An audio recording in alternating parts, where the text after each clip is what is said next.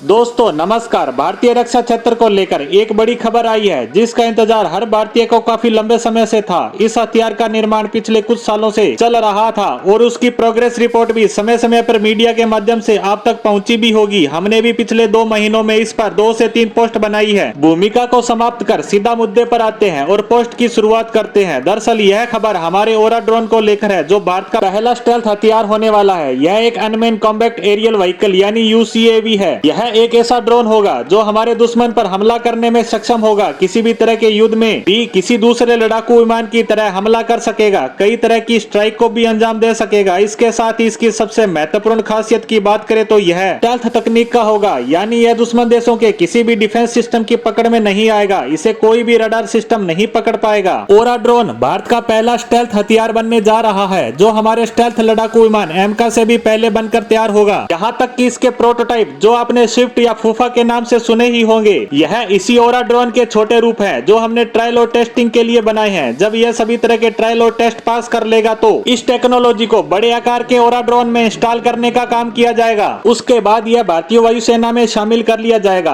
आपको जानकारी होगी ही कि हमने स्विफ्ट का फ्लाइट टेस्ट कुछ महीनों पहले पूरा कर लिया है जो कि सफल रहा था, लेकिन अब इसको लेकर आगे की खबर आई है। आप स्क्रीन पर एक इमेज देख रहे होंगे। इस इमेज में दिख रहे व्यक्ति हैं ग्रुप कैप्टन हर्षवर्धन ठाकुर जी। ये फिलहाल एक्सपेरिमेंटल टेस्ट पायलट के रूप में वर्क कर रहे हैं और इन्होंने अपने ट्विटर अकाउंट पर, जिसमें ओरा ड्रोन का तीसरा प्रोटोटाइप दिख रहा है, और इसे देखने से ही आपको समझ आ गया होगा कि यह कोई छोटा सा ड्रोन नहीं है। ये एक बड़े आकार का ड्रोन है जिसकी लंबाई तकरीबन 13 फीट और चौड़ाई 16 फीट है। मैंने आपको पिछली पोस्टों में जानकारी दी थी कि इसका फैब्रिकेशन जल्द शुरू हो सकता है, और इस तस्वीर की बात करें तो इससे पता चलता है कि यह फैब्रिकेशन वर्क शुरू हो चुका है। इस प्रोटोटाइप का निर्माण कार्य अंतिम चरण में है, यानी यह बनकर तैयार होने की अंतिम स्थिति में आ चुका है और आने वाले कुछ ही समय में इसे पूरा कर लिया जाएगा। इसके निर्माण के बाद शुरू होंगे इसके टेस्ट और इस ड्रोन को विभिन्न परिस्थितियों के आधार पर टेस्ट किया जाएगा। जब यह सारे टेस्ट कंप्लीट हो जाएंगे तो उसके बाद इसका निर्माण शुरू होगा जो कि बहुत बड़े लेवल पर होने वाला है, ताकि इसका लाभ भारतीय वायुसेना को मिल सके, जिसके दम पर हमारी वायुसेना की ताकत पाकिस्तान व चीन के मुकाबले काफी ज्यादा बढ़ जाएगी, क्योंकि इन दोनों देशों के पास स्टेल्थ लड़ाकू विमान भी नहीं है और हमारे पास होगा हमारा स्टेल्थ तकनीक वाला ओरा ड्रोन जो हर एक उन सुविधाओं से लेस होगा जो दूसरे देशों के बड़े से बड़े ड्रोनों में लगी होती है। इसके साथ ही बताया जा रहा है कि इस ड्रोन के बनने के बाद इसका एक और वेरिएंट भी बनाया जाएगा जिसे हमारी नौसेना काम में लेगी, जो हमारे आईएनएस विक्रमादित्य व आईएनएस विक्रांत जैसे एयरक्राफ्ट कैरियर पर तैनात होंगे, जिससे हमारी नौसेना की ताकत में पहले के मुकाबले काफी ज्यादा इजाफा होगा। अब देखने वाली बात है कि ओरा स्टेल्थ ड्रोन के तीसरे प्रोटोटाइप का टेस्ट और ट्रायल कब तक शुरू होते हैं, जिस पर हमारी नजर लगातार बनी रहेगी। ओरा स्टेल्थ हथियार से संबंधित ताजा खबर के साथ हमारी आज की पोस्ट को यहीं समाप्त करते हैं। धन्यवाद।